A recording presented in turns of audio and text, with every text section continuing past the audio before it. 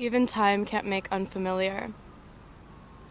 Stand like a maker of fictions, on the train bridge, staring down. The simplest loss isn't forgetting shores of the Monongahela. Where you live, Jay, that's weather. A theory regarding human people. They want their lack to lead with.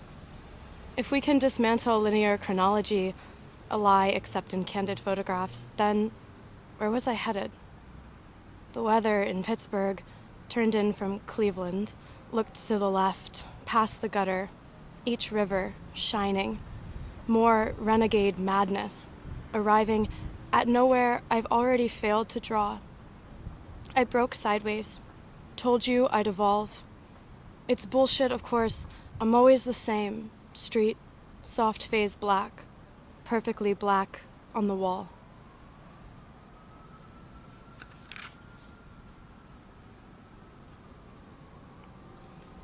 Less of this sorrowful alchemy. On the contrary, research about bruising isn't that thrilling. Pressure, failure to resist, a regather of fluid material, it's nothing new. Any Tuesday's duvet, you on your knees. The marks add up their histories of being made. You know none, languorous sun, a stage light to fold in, red capsizes the room, thin but everywhere, the hour before being alone. This feeling happened years ago.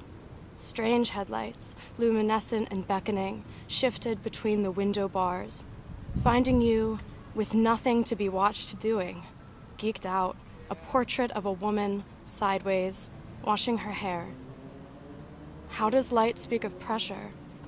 Flooding the canvas, 40 incandescent days. A willingness to split, fall over, massless. Your corporeal likeness when she goes down on you.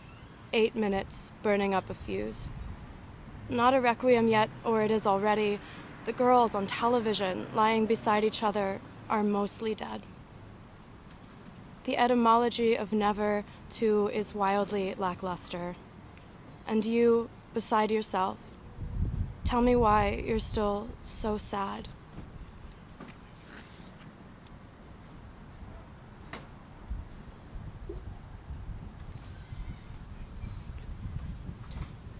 After Captiva. I have been losing entire days to air.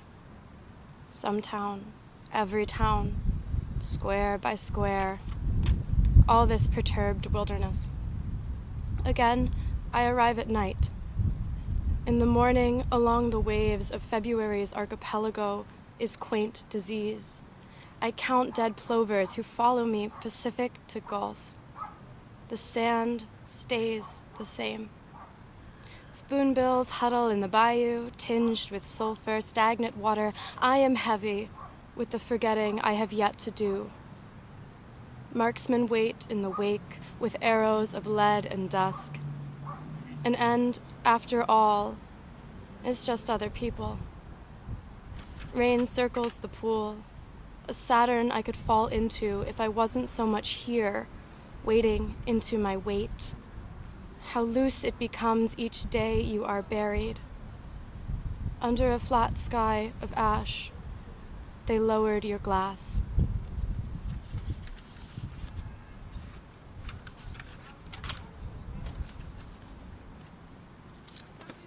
I have 2 more, is that cool? Sweet. Violets. The last of my violets is already dead when I smash it, and when I toss it to the river, it hurts me to watch it wash down shore with all the petals I've turned back into petals by pulling apart their names, their faces. Anger is none of these places. I shiver with all pollutants, again walking past the abandoned Puff's discount tobacco. Even crows stay winter to peck at sunken beaks. The dam bothers me. That anger, orbit, can sustain itself. How familiar the water turns like a myth about cactus, its new tender heads, sprung from the fist of a horned god. From upstream, I can't watch the Lowhead Dam. River's flat linen stretches a single frequency of silver. I'm still crushing violets into cement because I want to make the violets faceless so I can see them blurred, see them upright, like they never occurred. They haven't hurt anyone, but I am hurting them because there are faces.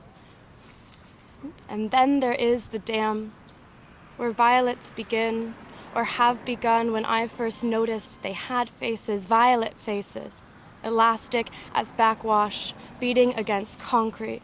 For years the boil has tugged under, regurgitating, swallowing, regurgitating. If only was went forgotten. But anger is none of these places. But anger is none of these things.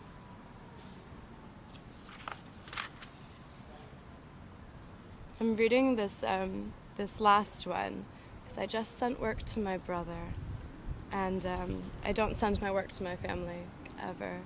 And he was really funny.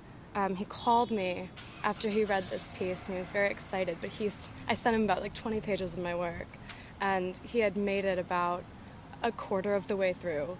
And he was so funny. He's like, "I've read about a quarter of your work." I said, meh. But this one, this one, he's like, "This one's okay." So I'm reading it for him. It's the best critic I've ever had so far. His critique about the last line of this poem is that it's a cop-out. And I agree with him, but I'll still read it. Self-portrait as a building. I have never been a good man. This is to say, I cannot defend my outbursts, my fuck yous. I cannot yell out to the canyons without fear of collapse. Consideration of place in another's material too cautious, yet somehow too involved. I cannot drag my hurt across the gravel without sweeping away my footprints, which is to say, although I've shot a rifle, I've mostly slept unarmed. I answer the phone. I try to pull my limbs into the wormhole dimension and fold to gone. This is to say, I've been ashamed when I could have been proud.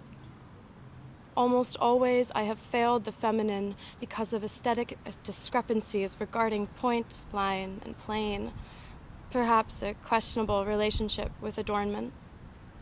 Often I am distrustful of collective softness. I balk at my fertile body. Always I wrestle with posturing.